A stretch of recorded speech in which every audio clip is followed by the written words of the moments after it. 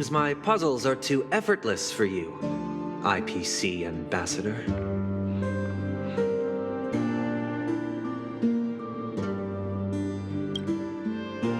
I appreciate your words. And I see you put a lot of effort into welcoming me, Mr. Sunday. However, this is no way to greet a guest. Well, this isn't an invitation, but a summoning. Before we speak, I need to test your character. I imagine this knowledgeable doctor friend of yours has been of great help, yes? Certainly. You ought to know this better than I do. He's already faithfully fulfilled his duties, hasn't he? Yes, the doctor has assured me of your noble character. He considers you, like himself, a virtuous person who can be trusted by the family. I have come to know you very well as a person, Mr. Aventurine. You're diligent, generous, and willing to cooperate. The fact that you succeeded in overcoming many obstacles just to meet me gave me the reason to believe in your wisdom and courage. But there's one thing I must ask you. That is, you've used your wisdom at the wrong place to meet the wrong person and put yourself in a situation where you shouldn't be, witnessing a tragedy that shouldn't have happened. You don't look too well. Am I making you anxious? If not, then it means I'm on your side. If I wasn't mistaken, you'd just made a serious accusation against the family. No, you weren't mistaken. For depravity is creeping in around you. There's no need for us to be evasive. Let's talk about your sister. Your sister's talent is unrivaled in the world of show business. As you know, her voice has been out of tune since she returned to Penacony. What's more disheartening, she can't sing anymore. Who could be responsible for this? Many suspect the culprit is among the outsiders, but I know you hold a different opinion. Now your noble status has become a shackle, preventing you from apprehending the murderer and avenging your sister's death. You're feeling anxious because you're out on a limb. But don't worry, I'm on your side. I'm immensely honored by your concern for me, Mr. Aventurine. Since you're so selfless and generous, I believe you wouldn't ask for anything in return, would you? Well, naturally, you wouldn't incur any loss from this. I just want to reclaim what is mine. My liberty and the personal items under the family's custody, the bag of gift money, and the box in which the cornerstone is stored. That's right. Cornerstone. I've heard it's a treasured asset of the Strategic Investment Department. A sacred stone that seals the Preservation Emanator, granting significant power. And every liquidation specialist holds one. For an object so precious, it probably comes at an even higher price than other forms of recompense. Well, I'm sure you're aware of the high level of risk I'll be undertaking to bring the truth to light. Mr. Aventurine, when you are out and about, do you always make adjustments to your appearance? Your tie should be on the center line. Your shirt must not protrude from your vest. Your trouser creases should be perfectly straight and always aligned with the tips of your shoes. Of course. But I don't, because it's not appropriate to do so in public. You should make sure everything is presentable and in order before leaving the house. I'm not the kind that takes risks. The cornerstone must be in the custody of the family. No room for negotiation. Please, don't let me turn you down twice. Sure. The gift money is good enough. I suppose you wouldn't mind that. After all, A merchant can't function without a bargaining chip. You compromised quicker than I thought. Unfortunately, it's a gambler that needs a bargaining chip, not a merchant. I can give you your gift money, but before that, I want you to tell me.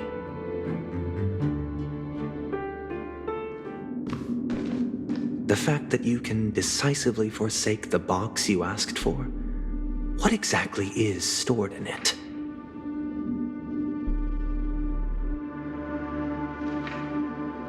Oh, triple-faced soul, please sear his tongue and palms with a hot iron, so that he will not be able to fabricate lies and make false vows. What have you done? Under the light of the harmony, all wickedness is revealed. I implore them to shed their light, and I'll ask you questions on their behalf. Next, you have 113 seconds to prove your innocence and gain my trust. And if I refuse to answer? You can try, and we'll see if the harmony rejects you.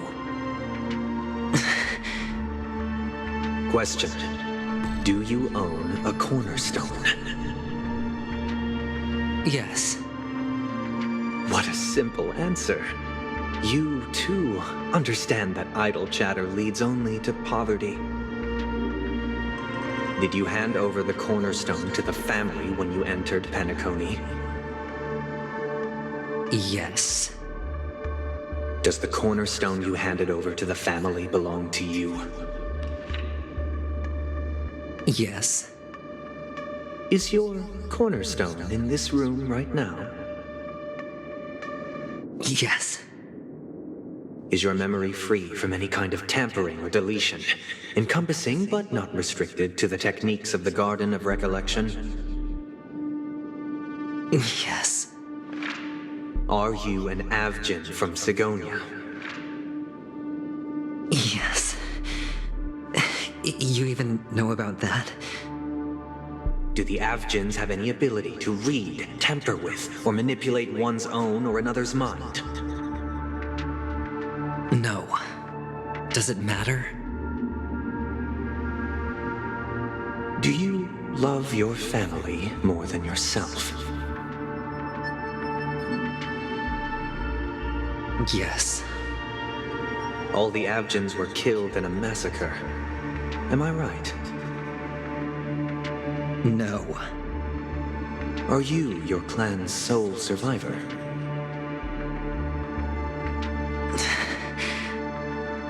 Perhaps. Do you hate and wish to destroy this world with your own hands?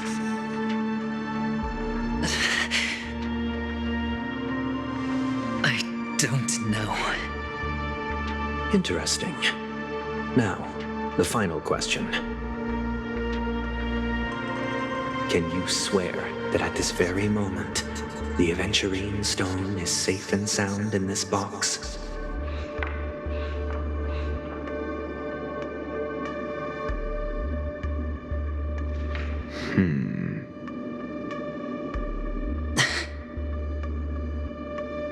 Of course. Looks like we can get an answer.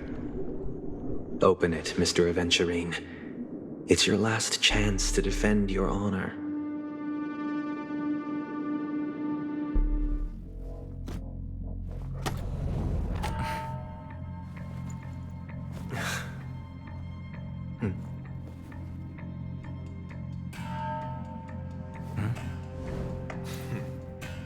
Please.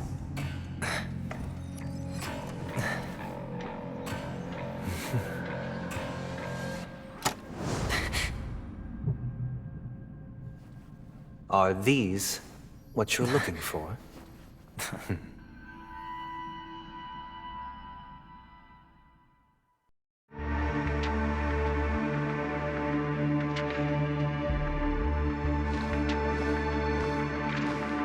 Since you came as promised, learned doctor, does this mean that you are willing to take the side of the family in this farce? What makes you think you can convince me? I've heard you haven't enjoyed Mr. Aventurine's company. I also understand that you're an avid learner who sees the pursuit of knowledge above all. In that case, you ought to realize that a competent scholar knows their position and wouldn't forsake more vital matters for the sake of petty pride. If you agree to assist the family, I'll share our research findings on the Stellaron. You must be quite aware that, besides the family, no other faction is willing to share such information.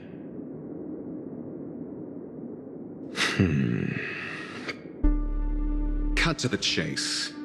What do you need from me? I need Mr. Aventurine's comprehensive plan.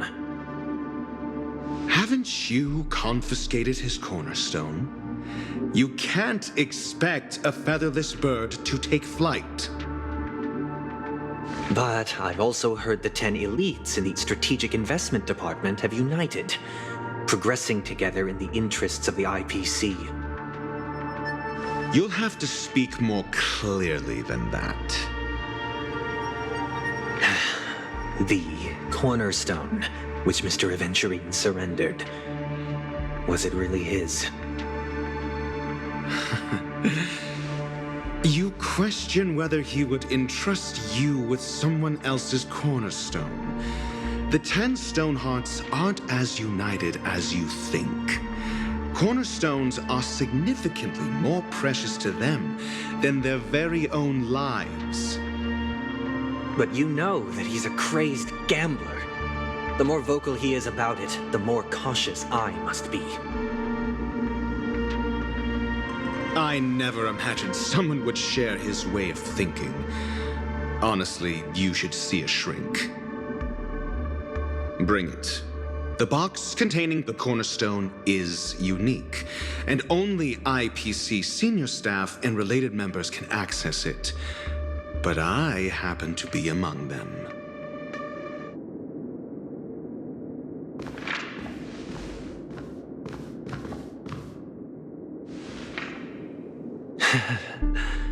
I appreciate it.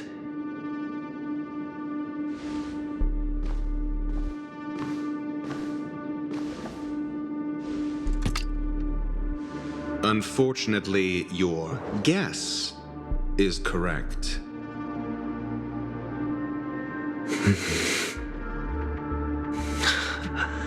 The golden stone. Its color and glow are similar to that of Klepoth's body. This is the very ruse he intends to use to fool you. He won't reveal to you that the 10 Stonehearts chisel their own will into the cornerstones, granting them an unparalleled radiance. And this golden statue is also known as Topaz, not Adventurine, and it belongs to Topaz. So, do you wish to confront him? Not at the moment. I'm more interested to know the location of his cornerstone. The safest place somewhere you'd never think of, because he never intended to hide it. In fact, that cornerstone has been in your hands from the very beginning.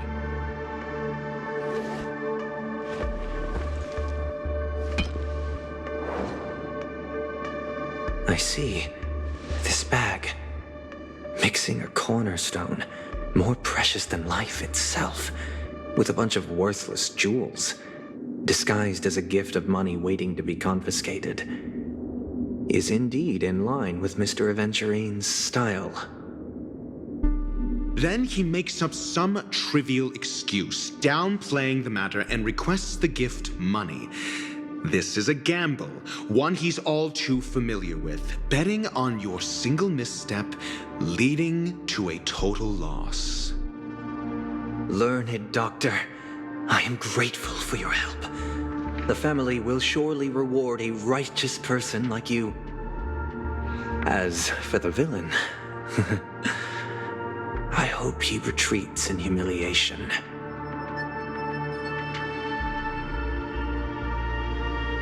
It was all thanks to your friend with a keen eye that I could add a blot of utter failure to your storied career. Ratio, you wretch. Finally shown your true colors, huh? Oh, and just to remind you, you currently only have 17 system hours left to live. Treasure your remaining time, and savor the delectable aftertaste of defeat.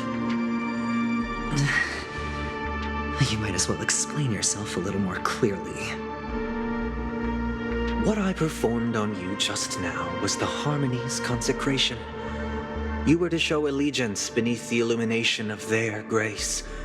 Yet you acted willfully, uttering nothing but falsehoods, transforming the consecration into a trial.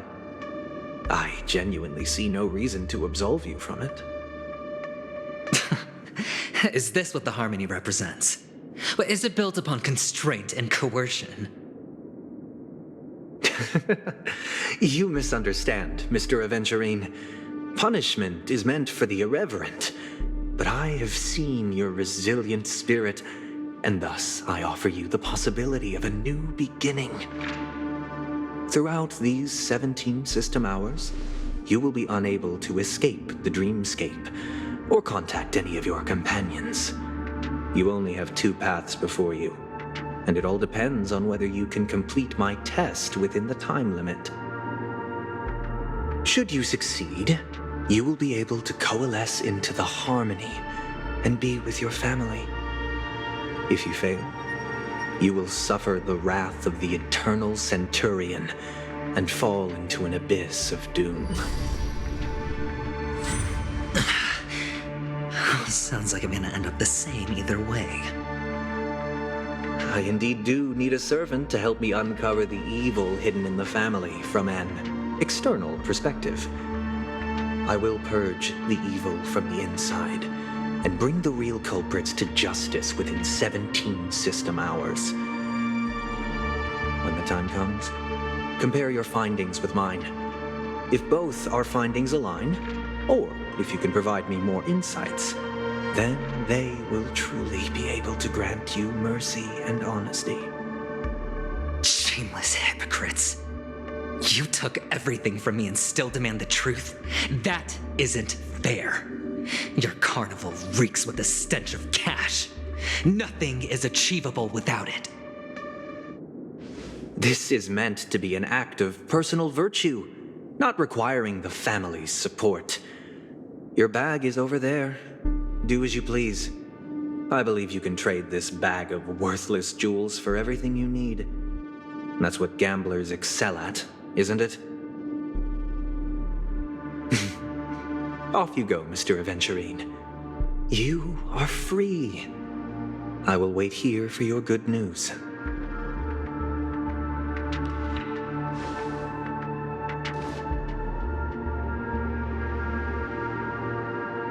This meeting isn't an interrogation or a negotiation.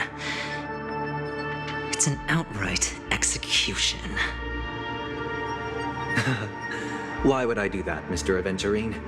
I'm just wondering what a passerby who stumbled upon a scene of a murder could have found out. That's all. By the way, before you go, I have a personal question. What is it now?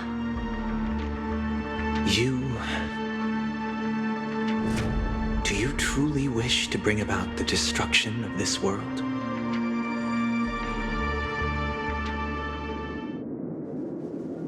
Kakavasha!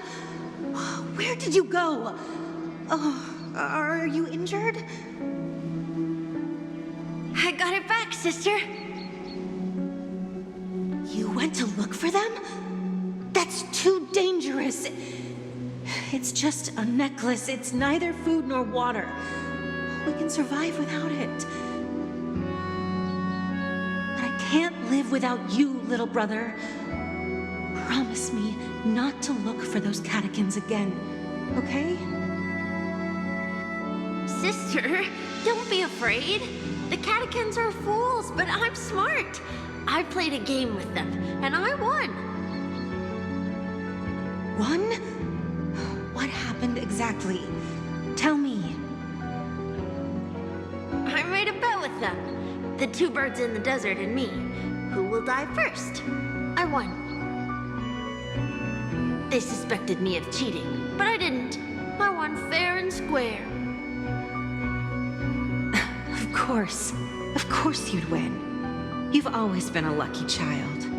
Gaiathra Triclops must be watching over you. But that's no reason to push your luck by going up against those bloodthirsty, cruel catechins. Have you forgotten how Mom and Dad...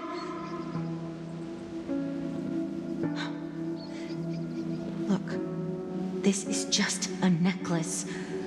But Kakavasha, you are my only family.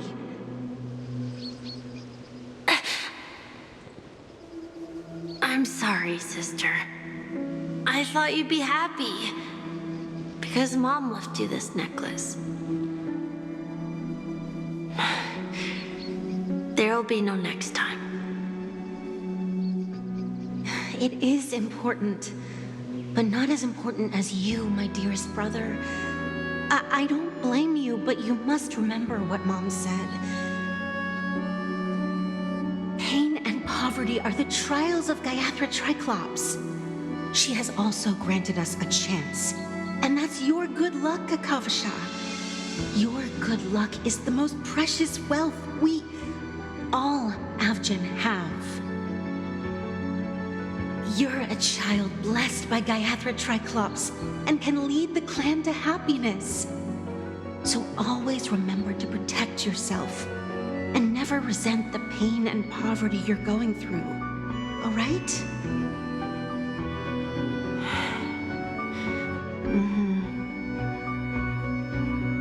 Listen to me and swear to Gaiathra Triclops. Okay. We'll swear to Gaiathra Triclops to protect this wealth. But sister, if Gaiathra Triclops was really watching over us, then why did she not protect Dad when he was swept away by the quicksand? After all, Dad went to the Catechins' land only to prepare for Gaiathra Triclops' offerings. And where was Gaiathra Triclops when Mom was shivering in our arms? Mom was still pleading for Gaiathra Triclops' forgiveness under her breath until the moment she closed her eyes. Sister, everyone praises me for being smart, but I don't get it. If every rain pour was Gaiathra Triclops' forgiveness and grace, then how bad were our sins? So much so that we were born in this world of death?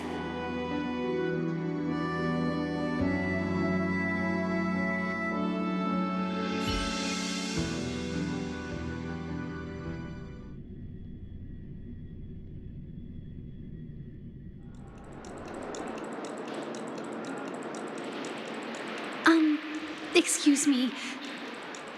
I can't seem to find any information on this artist in the Iris family archives. The photo you provided also doesn't show any matches. Just as I thought. I'd like to ask, what kind of traces do people leave when they enter a dream? Are you referring to the records when you enter the dream pool? The equipment will monitor physiological indicators such as heart rate, blood oxygen levels, and body temperature in real time. This data will be included in statistics and handed over to the family for the screening of any data anomalies. Immediate action will be taken once any illegal behavior is detected.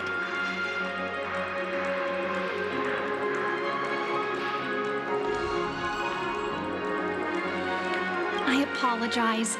The hotel does not have access. This information is managed by the Bloodhound family. We can only gain access if there's a problem. Looks like nothing can be found here. At least we know who to look for next. We can ask the Bloodhound family for information. Thank you for your assistance, Miss Allie. By the way, is Miss Robin doing fine? We are looking forward to her performance. Fine? What does that mean? Is there something wrong with Miss Robin? The preparations for the Charmony Festival have been proceeding smoothly, so I guess things are pretty good. I believe she will be able to put on a spectacular show for all of you. I'm sure. Sure enough, no one knows about Miss Robin. I'm not surprised. But that Miss Firefly is truly mysterious. There's no information on her in the hotel system. Even if she's a stowaway, she should have a disguised identity after entering the planet. She's also in the running for the legacy. How is she going to sneak into the dreamscape unnoticed? Is there any other way to enter a dream? Besides the hotel room's dream pool?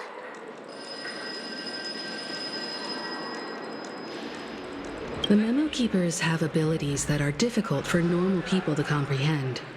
In the memory zone of Penacony, they thrive effortlessly, a fact proven to us by Black Swan. The hacker girl from the Stellaron Hunters used extraordinary means to unlock the Dreamscape Hotel's seal. According to the scene witnessed by her, it is likely that they are behind Miss Firefly's case. The Garden of Recollection and the Stellaron Hunters. Both are possible, but what about the IPC? Since they want Penacony all for themselves, they're bound to have a plan. Who are you guys? The Bravo team has arrived at their designated position, ready to execute armed evacuation operation. Boss, get moving! Armed evacuation? Boss, are you drunk? What do you know? It's more efficient this way. Just don't let the director find out. Act first, report later. Understood? Help! Help me! I spent all my year-end bonus on the snowball! I don't want my name on the department's major disciplinary notice! Hey, check it out! That voice. Could it be the IPC workers from Bellabog? To all guests, the IPC will be conducting special operations within the hotel. Please follow the staff in charge of evacuation to the designated safe zones, or compulsory measures will be enforced. I'll request a beating for you lot! You've been told not to drink during work hours. Take him back to the hotel room. I'll organize a meeting later to properly go over how this incident report should be written. Miss Topaz? I never thought I'd run into you on Penacony. Long time no see, Astral Express crew. Aventurine has told me a lot about your happenings. Huh?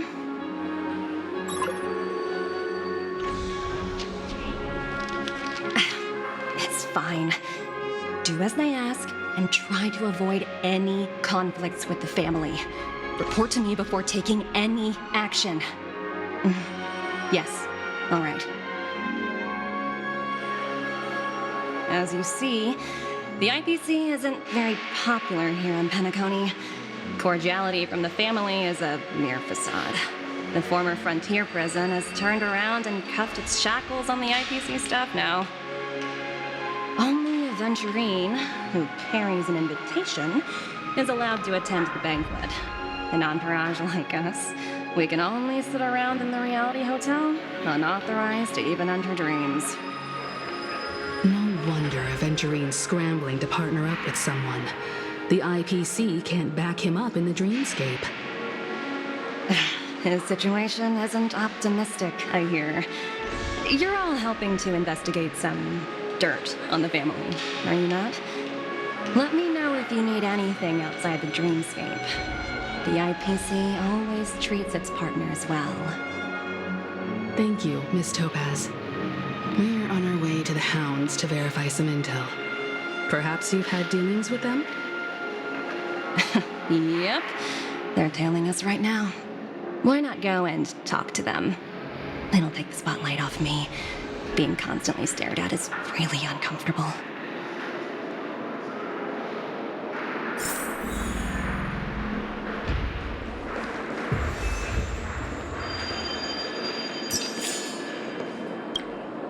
How does it feel to be in business with Aventurine? I bet you're not used to it. That's just his style. All or nothing is his mantra. He's always cozying up to his clients while egging them on to undertake some dangerous assignment with him. But everyone has their merits, so I won't comment further. But Aventurine's luck has always been good. He's always closed all his cases without a hitch and basically never lost a gamble.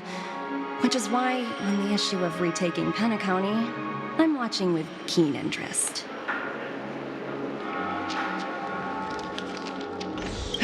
Of course. It's business after all. What's important is where you're seated at the table. As for the 2 cases, apologies, but I don't have much info on them either. All I can do is ask you to keep digging for more details.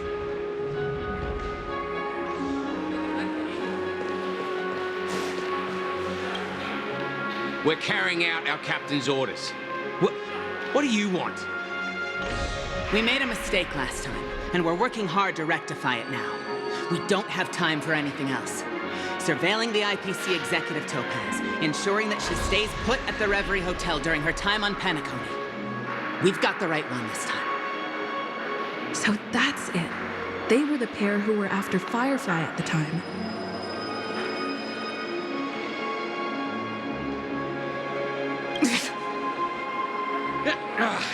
It's you again. Back for more trouble? We're not afraid of you this time.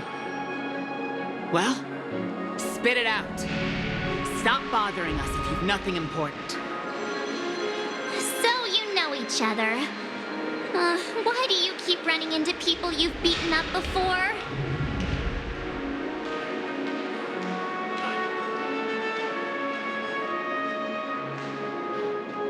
That's right. We're investigating a murder for the family.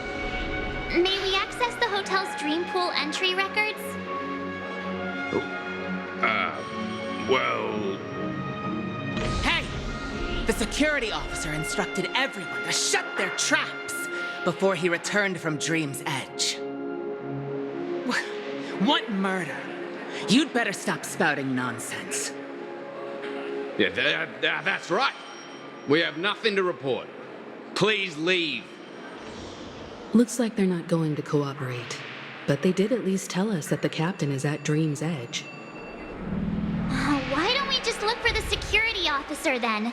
It's probably Gallagher, the one she mentioned, right?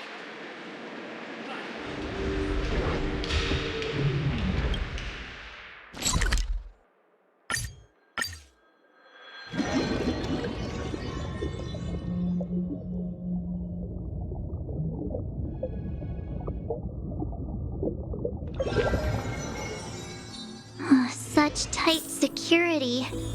I bet they're stumped by the case as well. Constructing dreams is something sacred. Gallagher. Gallagher. Apologies. The Bloodhound family is running an investigation up ahead. No unauthorized personnel allowed. Hold on a minute. I think I've seen you before. The gray-haired one. How much trouble have you stirred up exactly on Penacony?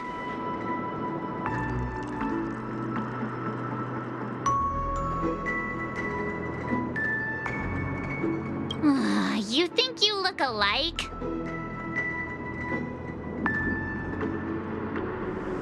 Wait, are you for real? Not possible. It was you the last time, yelling about some clockwork friendship while beating me up with that silver-haired girl.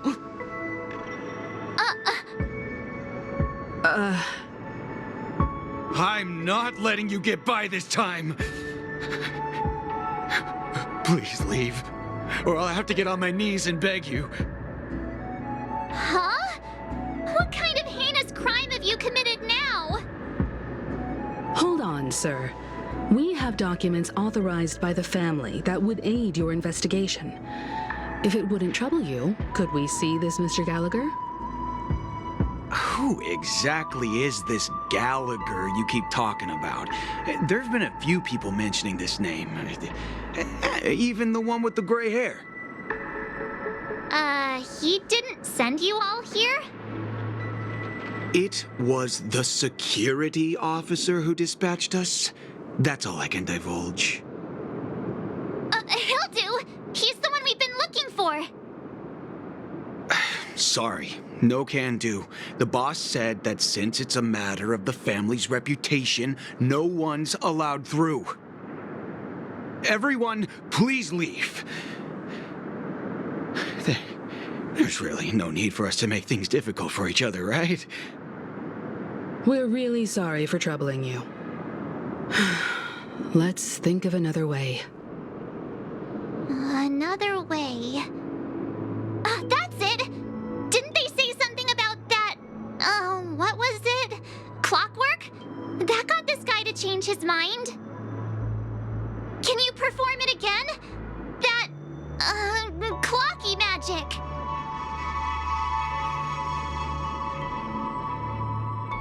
Please?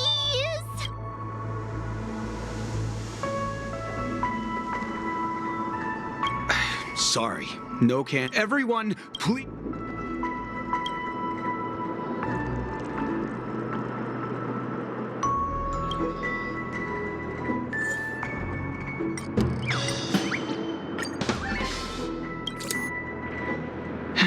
Let me see what time it is now. Whoa, it's this time already. What? Time to clock out, and no one's gonna stop me.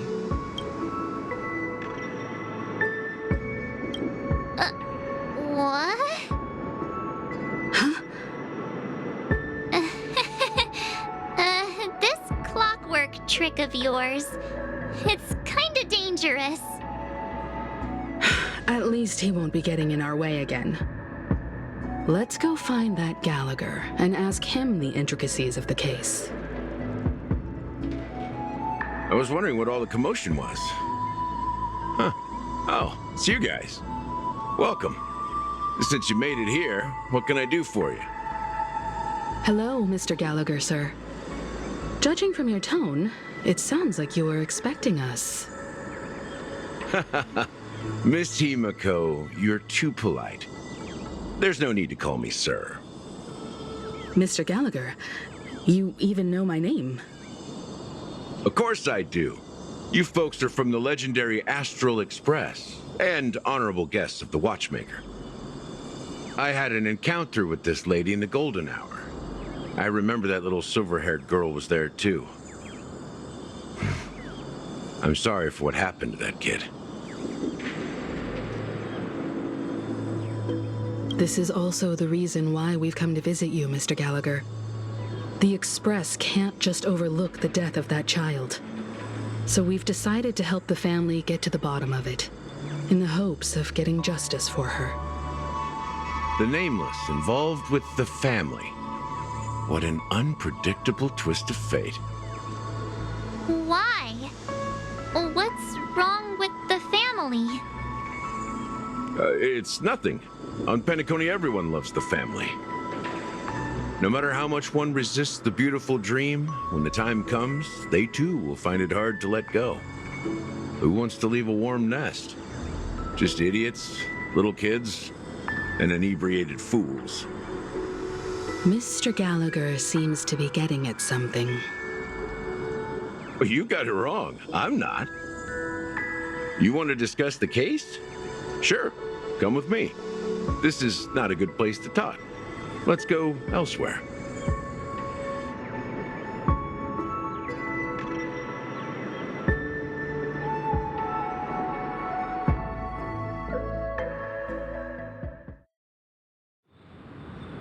Even after that chilling tragedy, this dream is still running effortlessly. Other than the family of the Harmony, it's hard to imagine any other power in the universe that could sustain a building of such magnitude. The family itself is a huge, perfect building, like a living idol.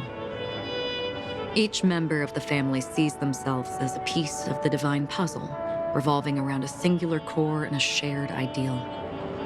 Under their command, they loyally fulfill their roles, offering themselves while also receiving sustenance in return. Interesting analogy. Perhaps that's why Penacony's beautiful dream has persisted for so long. But the human body has its limits, and so does the divine's. That doesn't sound like the kind of comment a Galaxy Ranger would make. Just pointing out the facts. Mr. Yang will definitely have a better sense of what's going on than I do. Why do you say that, Miss Acheron? The beautiful dream is crumbling. But not because of a particular eon, a particular faction, or a particular visitor. Its collapse stems from a certain inevitability of human nature. The family refuses to acknowledge this, and it has ultimately backfired and become a catalyst. As people immerse their souls in the dreamscape, where consequences and pain cease to exist, and only ease and pleasure prevail, they draw closer and closer to necrosis. Regardless of the perceived bliss, death looms as the inevitable conclusion. Also, this necrosis will diffuse and spread. One piece of the puzzle's mutation will eventually cause the entire building to shake, break, and crumble. In the end, the dreams that people built in the name of freedom became the cage that imprisoned them. I'm sure you've gained a lot from this trip, Miss Acheron. Are you willing to share your findings with me? Of course. That's if I remember.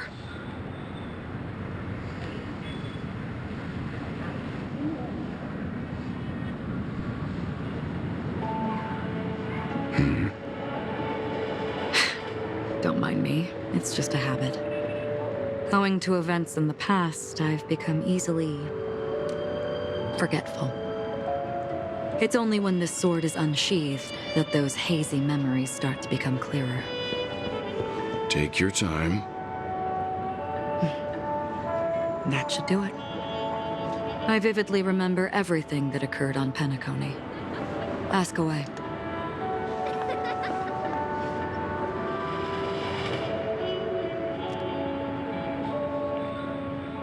The moment of daybreak. I've heard that's where the Dawn Factory, which processes the foundation of the dreamscape, is located. Behind the dreamscape's song and dance stand many imagination factories. Workers create all kinds of whimsical works day in and day out in their dreams. Then they return to reality and sleep on a narrow bed in a room. A far cry from luxury. They say it will suffice. Experiencing the bizarre and motley dreamscape is the best reward. There, I encountered a young woman who had just come of age, the perfect time to indulge in beautiful dreams. Her greatest wish was to one day move to the golden hour and see the magnificent garments she had woven with her own hands. For certain reasons, her wish was difficult to fulfill. But I managed to bring her a garment. Gilded Hour. It's said to be Penacony's currency center. Yes. It is a fortress-like financial city, the economic heart of the dreamscape. The Pepeshi people of the Alfalfa family are there to keep it running, sending blood that is made from money everywhere on Penacony. Everyone there is exquisitely dressed and always in a hurry. The greatest wish of the local Pepeshi people is for their future generations to work in the Gilded Hour. I've never met anyone who is willing to talk. I could only stand at the crossroads, watching crowds of people hurrying like the wind through the jungle of steel, only to deposit the alfalfa credits that they'd earned into the bank's vault. I don't know if they would open the vault door, but before I left, I witnessed a well-dressed Pepeshi person plummet from the sky, while those around him continued on their way, unfazed. I hear the Blue Hour is very romantic. Do you have any tales to share? Perhaps Mr. Yang has heard. There is a large boat called the Eventide, anchored along the Sea of Dreams, where soft music and dancing persist endlessly every night. I ran into a wizened lady there. She was at the dock, waiting for her long-departed lover to return, waiting for countless hours within time that stood still. In the humid sea breeze, she spoke of her own youth. Like many who desired wealth and love, they came to Penacony to pursue their dreams. Alas, her lover's consciousness was lost in the dark depths of the Sea of Dreams. Finally, she suggested we continue our conversation on a boat in the shallows. I agreed and boarded the boat with her. But she never said anything. Her eyes absent-mindedly gazing at the horizon for what seemed like forever. Finally, we retreated to the beach. The dreamscape of chic, luxury, and consumerism, the moment of dusk. My companions have been there too. Then you all must have seen those who are attempting to realize their dreams. Or have realized them, scattering money as if it were dust and betting it on all or nothing. Everything has a price, and everything can be bought or sold. Even dreams themselves. I saw an Intellitron there, who was preparing to auction himself.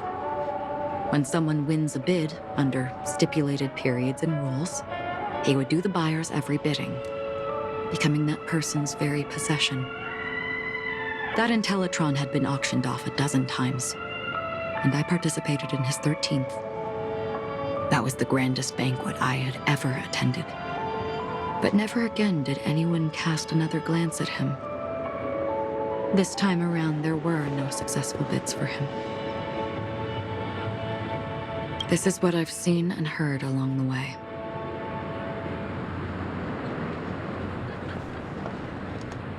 Someone once said to me, Penacony wasn't like this a long time ago, nor should it be. I've traveled through the reality and dreamscape of the planet of festivities, watched the tides of night rise and fall when time stopped for people, where the spirits of the rich and impoverished remain forever fixed on their own scales. This is why I think the collapse of the beautiful dream is inevitable. There might be a way to change everything. Perhaps. But if this is indeed the world that people desire, if this is precisely why life chooses to slumber, should we still seek to change it?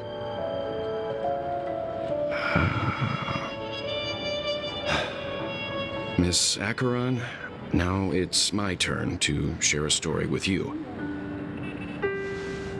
There was a man from my homeland who, at a time when the world was grappling with deep, unhealable pain, made a choice. He wove together the dreams of everyone in the world, linking people's dreamscapes, and shouldered this burden himself. From this, he created a giant, a spiritual atom. And since that moment, the giant stood between heaven and earth, becoming the pillar of the world's existence. As a price, those who found it hard to move forward, who could not advance, forever lost their future. They slumbered in a dream, devoid of disaster and pain, living out their days peacefully in the man's created utopia.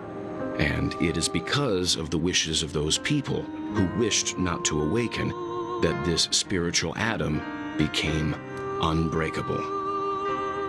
And yet, you stand here right now. Which also means that man failed.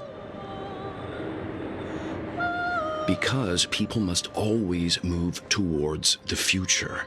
Even if human weaknesses make them pause when they truly cannot move forward, humanity will eventually seek a way to save itself. And that man, he was never a failure. Like everyone in that world, he etched the possibilities of human nature into his heart. He was the sun chaser of legend, soaring towards the sky and embracing his final victory with his fall. He ascended to heights uncharted, only to come face to face with the sun, a place not visited by anyone before. His wings would melt because of it, only for him to fall into the sea. And after that, countless others would surpass him, soaring to even greater heights. A fitting metaphor for the Nameless's trailblazing spirit. Thank you, Mr. Yang. I know what you wish to confirm. The universe has innumerable similar, yet different worlds. In these worlds, there are innumerable people who look alike, yet don't. I, too, have embarked on journeys, encountering old friends with familiar faces on different worlds, witnessing their destinies follow paths similar to mine. So I will tell you, even if not completely similar, the story you just told, it overlaps with my past. And within that abyssal dream, I ended that man's life. Alone.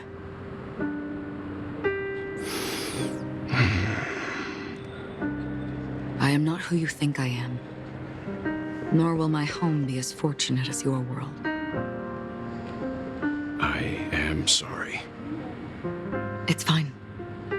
I don't mind, so long as I can alleviate your suspicions. There's something I still wish to know, Miss Acheron.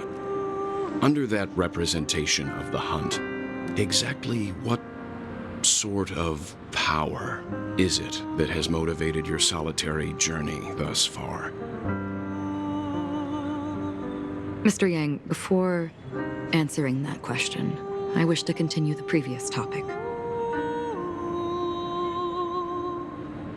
I like your analogy very much. Indeed, birds are born to fly. But in a distant past, their ancestors could only gaze at the sky in envy. They saw that faraway ray of light from above the heavens, piercing through the clouds and blanketing the earth. And so, time and time again, generation after generation, the birds spread their wings and took to the sky, attempting to touch its ceiling, all because the sun was there. Then, what if the last bird finally soars into the sky, only to realize that the end of the light is not the sun, but darkness? Then why, exactly, do we even walk towards the light?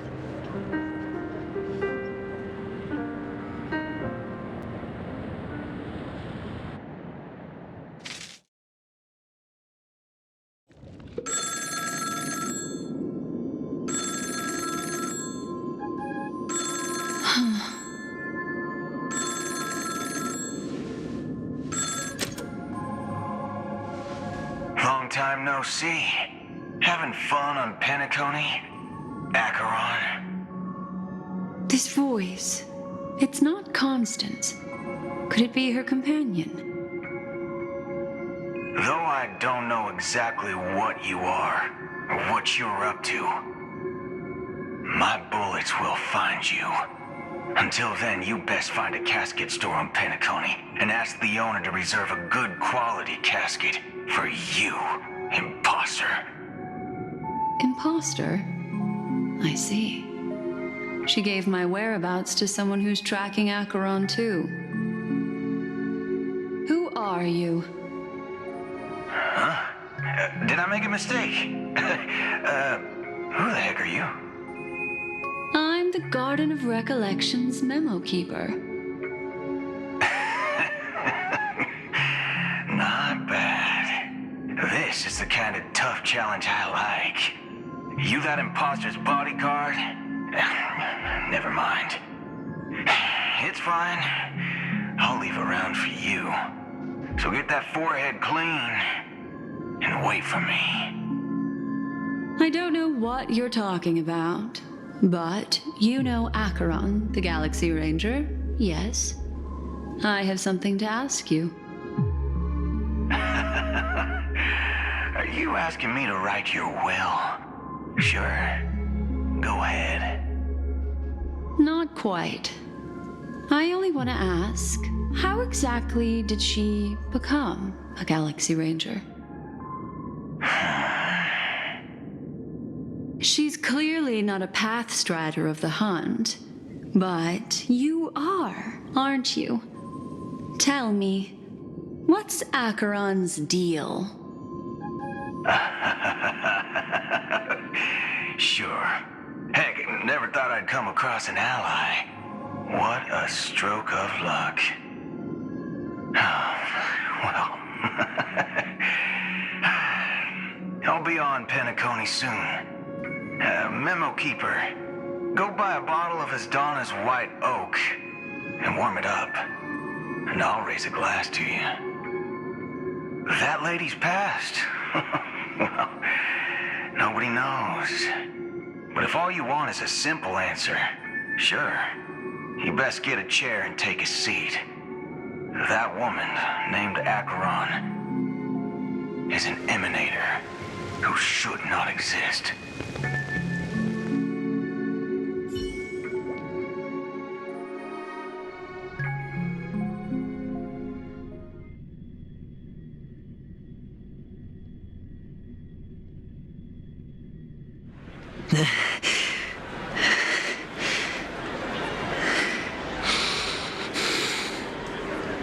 You look pale. Or is that also part of your act? I didn't think you'd have the nerve to show yourself. I thought this was exactly what you wanted. After all, I faithfully fulfilled my duties as you instructed. Just tell me if you can't hold on any longer. So, the genius of the Council of Mundanites wants to be my Undertaker now. What an honor. Yes, and I'm pretty sure the people at the Strategic Investment Department would love to be notified of your death in due time. But let's not forget, you won't be seeing them, because I'm the manager of this task. Great. Then tell your people that Aventurine is ready to go in 17 system hours. Oh, you've got a lot of nerve. How exactly do you plan on completing your task while your hands are tied by the Harmony? Well, my conversation with Sunday convinced me that there's a traitor in the family, and that they hold the secrets of Penacony. So, I took the opportunity to set everything in motion. I even managed to recover the gift money. Things haven't gone this smoothly since I walked through the doors of the Reverie. Now I'm only one step away from victory. Let's just wait and see. Sounds like a very elaborate way of saying that you failed. That's all I can say. Have you forgotten, Doctor? You betrayed me. Go. Do what you must. I look forward to the sight of the IPC fleet surrounding Penacony. You've achieved what you desired, haven't you? That's true, but what's your plan? Did you conceal an orbital support beacon in that gift money bag? Well, who knows? maybe that's why I'm handing out cash even when I'm about to bite the dust. You are indeed a gambler. An insane one at that. Well, maybe I am. Who knows? Fine. Here, take this. Open it when you're on your last legs. You'll thank me. What's this? Medical advice?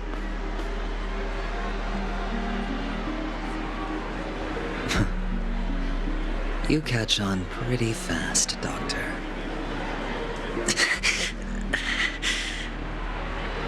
Asking me to solve a case without giving a single clue. How typical of you, you wing-headed scoundrel. But the way you're all on edge about that stowaway, it's just as I guessed it would be.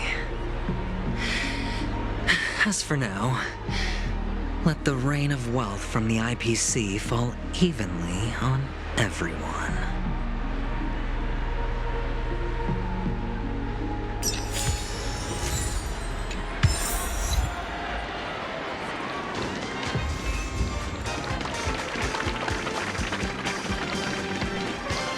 Not enough credits left? Give me that grand prize for one.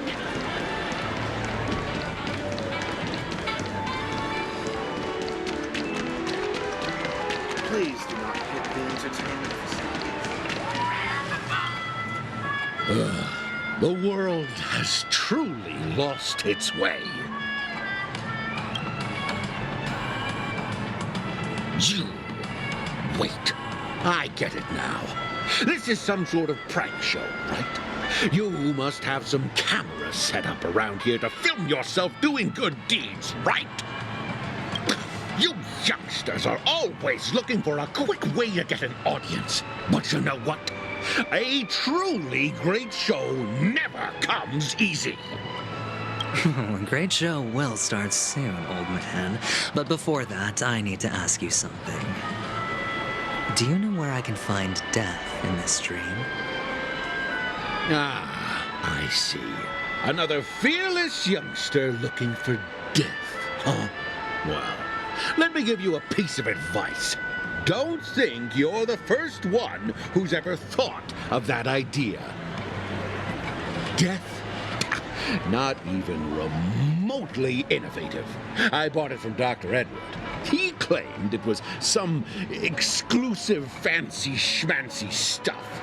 Now, what a disappointment. The effects were awful. First, some monster covered in eyes stabs you in the gut, and then all you see are blurry glimpses of buildings and lights. The sky was spinning so fast it almost made me puke. Is that all? Yeah, what else can you expect? Don't put too much stock in the Penacony movie industry. They even call this junk groundbreaking art. Can you believe it? What a joke. Well, I'll leave you be then. I hope you have a wonderful day. A monster covered in eyes. That sounds like the Memory Zone meme. But buildings and lights...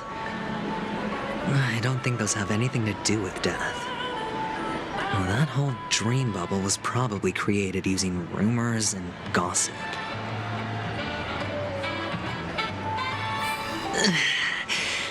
I can feel something inside my head. Would you be willing to support my performance? And keep the Song of Beauty alive in the cosmos? Wow, how fabulous! But why would you give such a wonderful gift to a random stranger like me? Well, you see, I can't bear to see anyone in this sweet dream suffering from poverty. That's incredibly kind of you. Thank you so much, sir. If you ever get the chance, please, feel free to come by and indulge in my singing. Sure thing. Oh, by the way, do you happen to know anything interesting about death? Death? That's a pretty scary topic, and it doesn't really match the mood of this sweet dream. Oh, you see, I'm a tabloid reporter collecting ghost stories in Penacony. As you know, the more chilling the stories, the more attention they get. Maybe you could help me out. Well, if you're up for some gossip, it's not about death, but there have been some rumors about a guest at the reality hotel who fell into a deep sleep and didn't wake up. It was like they were in some sort of coma. Nobody knows what caused it, but luckily the customer eventually regained consciousness. Well, all customers are under the protection of the family, after all. Thank you. This will make for a very juicy headline. May Shibe protect us. Unexplained coma.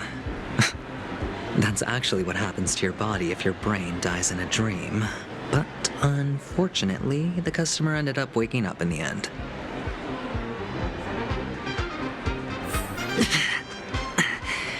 The disturbing voice in my head. It's getting closer.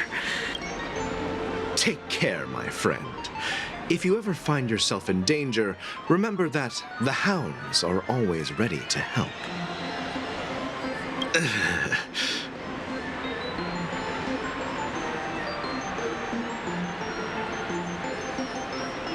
You don't look good, my friend.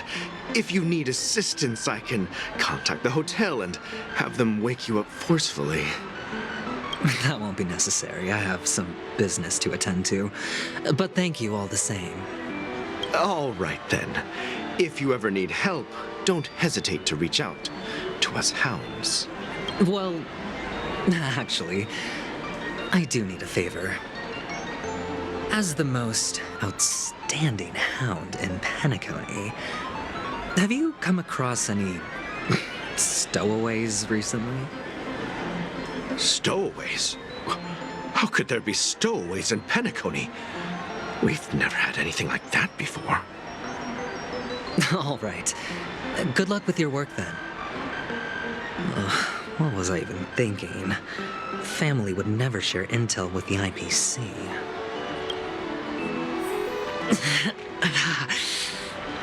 Does everyone have to go through so much torment before joining the family?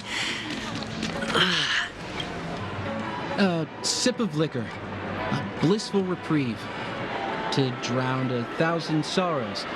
Let worries leave. I know I have what it takes to become a poet.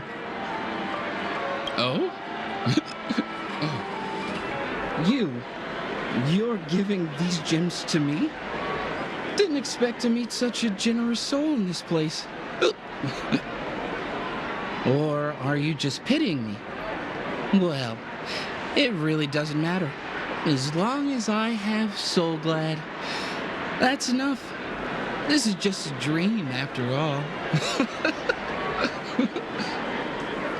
You really shouldn't drink so much Soul Glad, my friend. It's not good for your health. Oh? Maybe I really should quit. But not before meeting the Devil of Soul Glad. The Devil of Soul Glad? Care to elaborate?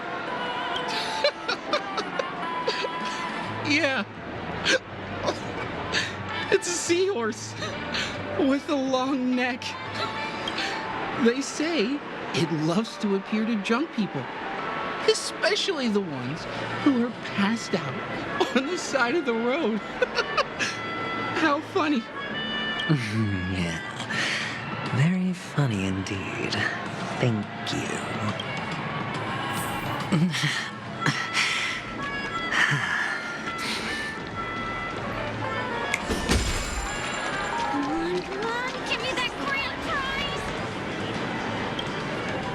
You want to talk to me? Sure, but nothing too sensitive, okay? Huh. Wealthy people have fancy ways to enjoy this dream. But to be honest, I've never never seen anyone who gives out money to others like you. So, are you trying to be the prince from the tale, handing out his gold leaf garment and melting his lead heart in the fire? I'm flattered. I'm no prince, and I just thought these gems would help you speak. So, as an investigative reporter, maybe you've heard something about death? Another curious soul. I see. Well, that was actually the topic I was most into when I entered the industry. But my boss shut it down. How did your boss talk you out of it? Well, she simply said, covering baseless urban legends like that would make us look like some third-rate tabloid. I thought about it, and she had a point. Reporting on stuff like blowing out birthday candles and getting spooked by nightmare ghosts isn't exactly professional material. Guess she's got a point. Thank you for sharing.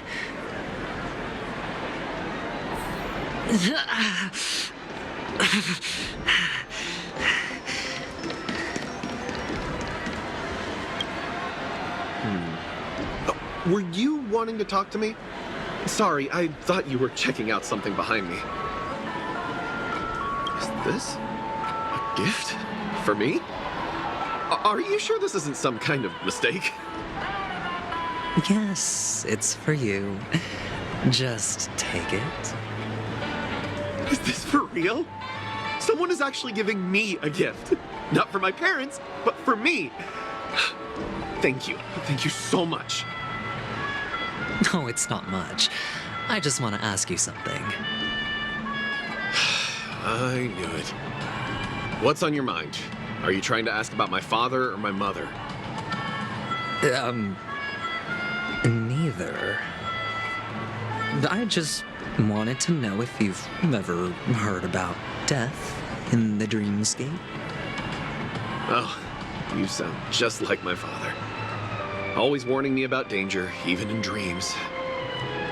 He's an Intellitron, so his dream entry methods are different from us organics. Can't count on him to protect me if something does go haywire.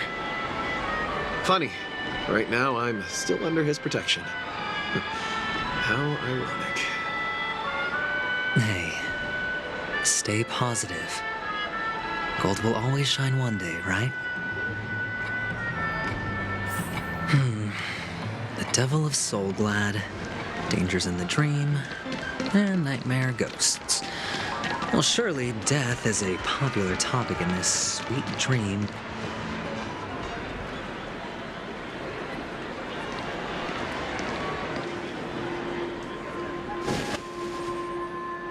Remember what I said.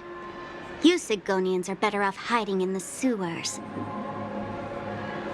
Look at you, snooping around and sticking your nose everywhere. Is the smell of death so enticing, my fine fellow? Oh, it's you, masked fool. I should have guessed it. You're the imposter who appeared on TV after Robin's death, right? I heard you got caught by the family. I gave you a clear clue. Befriend a mute. Simple and straightforward, you know? And what did you do? You messed it up and ended up as their prisoner. I told you to make friends with a mute, not become one yourself. You really let me down. What do you mean? You know better than I do. Who watched the little songbird that couldn't sing perish right before their eyes? You did, Blondie. No, I mean... What did you mean by becoming one myself? Well, it means you'll soon end up like her, unable to speak ever again.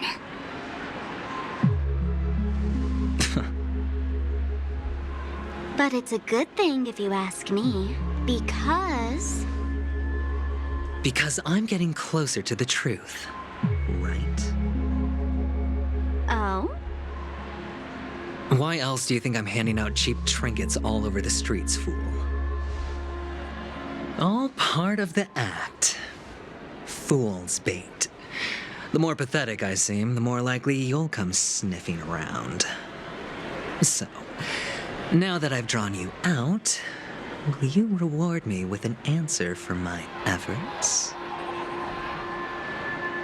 Why should I help you? Don't you want to see Penacony descend into chaos? Well, I can make that happen. I just need an answer to one question. Back then, when you asked me to find a mute, did you really mean Robin?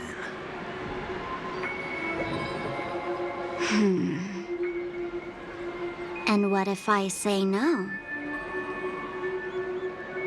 Then I'll thank you. Oh, the word no has never sounded so pleasing. Well done. I admit I underestimated you, but what difference would it make? Let me tell you something.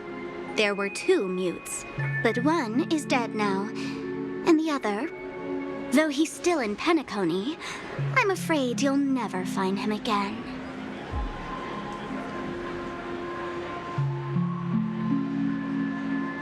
Now I'm completely sure that I was on the right track from the beginning and never strayed, fool. Right now, there are only 2 things missing from my grasp: the meaning behind the truth and the means to expose it. How impressive. That's quite a fancy way of saying I haven't learned anything so far. Not exactly. I've gathered enough clues to prove its existence, and that's enough for me. As for the answers to my questions, I'll find them within 16 system hours. Oh, really? Only 16 system hours? Well, let me lend you a hand. Here you go. This is my precious, mutually assured destruction button, and I have one just like it. When either of us presses it, the other and the whole of Penacony will go up in smoke. If you're really so desperate for the IPC to take over Penacony, blowing up the chessboard isn't a bad idea. Start from scratch. That's where the IPC excels, right?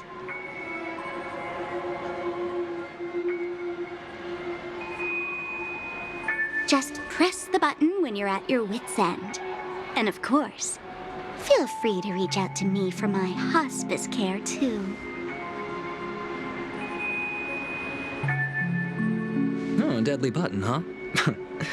Well, I guess the family didn't take your threat seriously at all. Otherwise, how on earth did you manage to bring it in here? I have my own ways. That's all you need to know. Well, I'm afraid I'll have to decline your offer. Who knows if your little gadget will actually work. By the way, I have no plans to search for the other mute friend you speak of, but it's good to hear that he's still here in Penacony. I'll handle the rest myself. I'll orchestrate a grand finale for the downfall of the family. And at the climax, the walls will crumble, people will wake up, and those who couldn't speak will find their voices again. When that time comes, go ahead, press the button, light up the sky with a magnificent fireworks display for me. Catch you later, fool. You're still talking big, but sure, if that happens, I'll stay true to my word. Just don't let me down now, okay?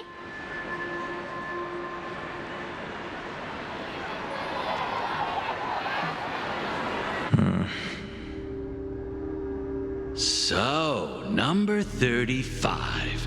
You're back. Like your new lucky charm? Can a commodity code really be considered a lucky charm? Silence! I didn't give you permission to speak, you Sigonian hound.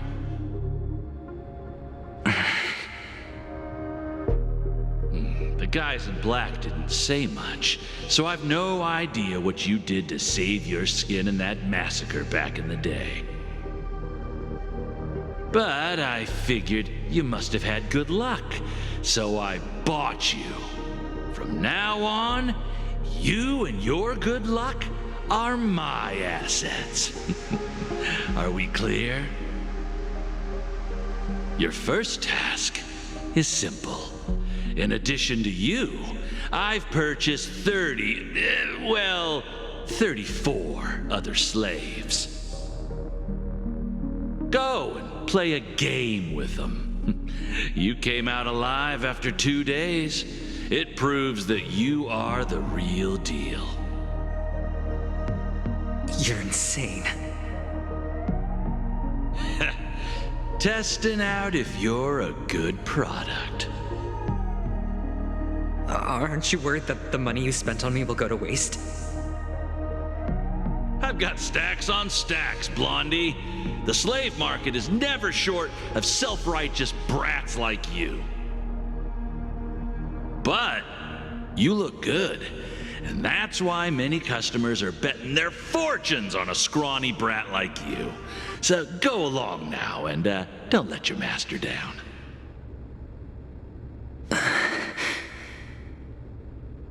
How much did you spend? What? My price. How much did you pay for me? Huh. You really want to know? Well, it was 60 tanba. No more, no less. I'll take my chances. 30 tanba. If I come back alive, you'll give me 30 tanba. Deal? Are you trying to strike a bet with me? Oh, you've got some guts. Yeah, sorry, but that won't do. Don't forget your place, slave. You're not qualified to be at the table. You're just a chip, a life thrown away in someone else's hands. Either you come back with more chips for your master, or you never come back. It's all or nothing. Don't embarrass me, my lucky hound.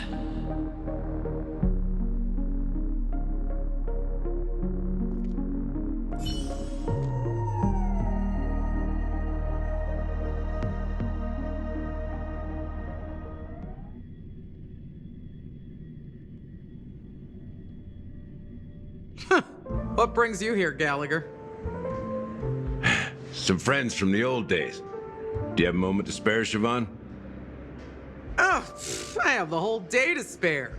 Ladies and gentlemen, welcome to Dream Jolt Hostelry.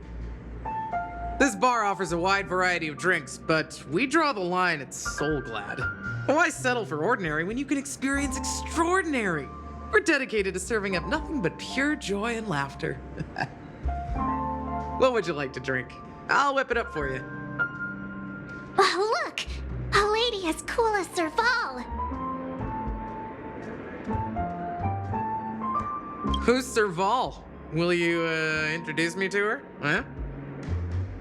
Oops. She's heard us. Just spare them, my esteemed bartender. I'll take over the bar today. I'm getting up there in age, and I need some practice before I forget the skills that used to put food on my table. Where did you stash the ingredients? They're all under the counter.